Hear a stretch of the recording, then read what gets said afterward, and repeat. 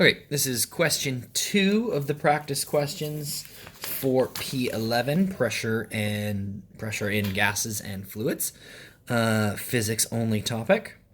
So here we've got a diagram of something called a water butt, which is something used to collect rainwater. Essentially, it is a barrel of a specific size.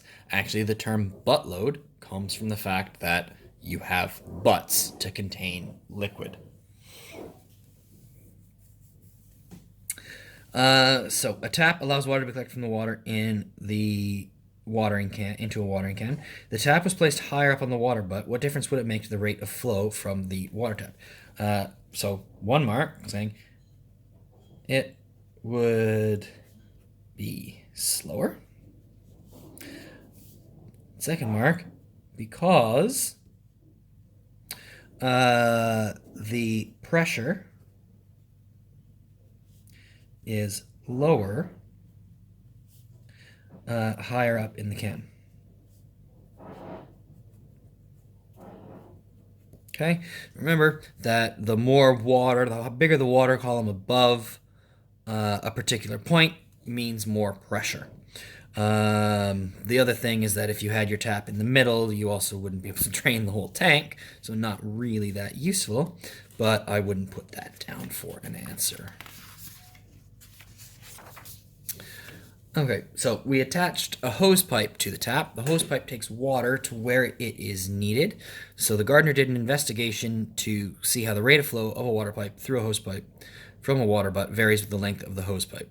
Here are the results shown. What conclusions can I make based on these results? Well, first, that until 5 meters, there is no effect. And from 10 meters plus, the longer the pipe,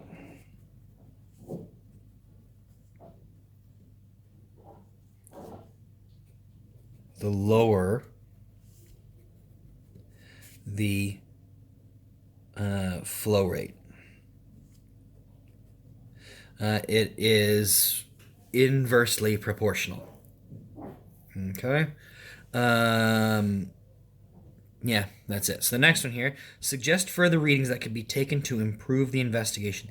Give reasons for your answers. Well, what I would want to do is I would want to have more readings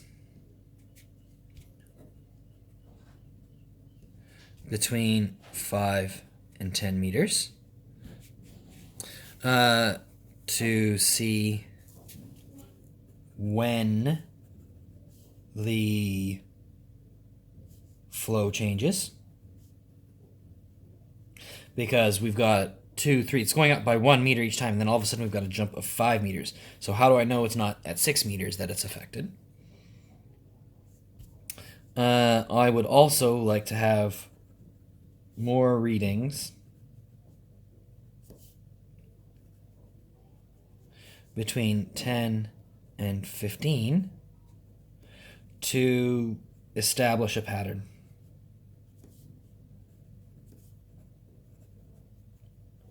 Okay, I really only have these 3 values. I can't really make a nice curve or a nice plot from it in order to actually see what the effect is. Okay, so here, now instead of longer hose pipe, I have hose pipe that has different diameters. Describe how you would investigate the rate of flow of water through a hose pipe varies with diameter. So any additional equipment that I would use, any measurements, any variables. All right, so, well, what I would do is I would set up a bucket. I'd set up a bucket or something to collect the water.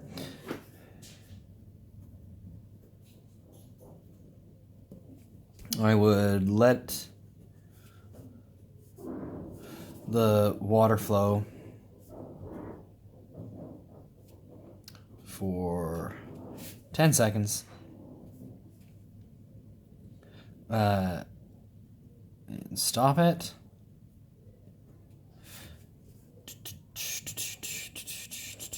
So you might mention a stopwatch there. Okay. I would then measure the amount of liquid, or the amount of water.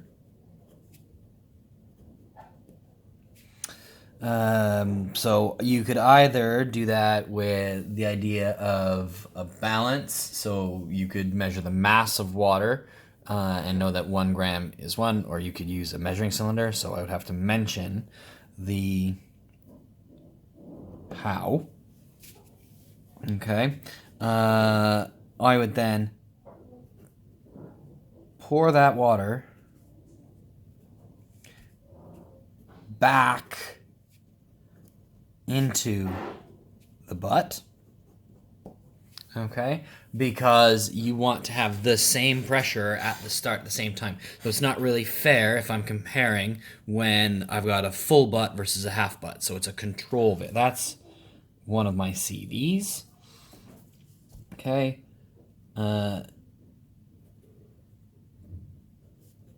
Change the hose to one with a different diameter.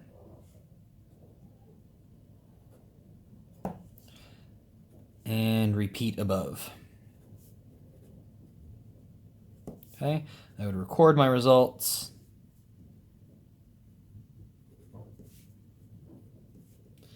In a table.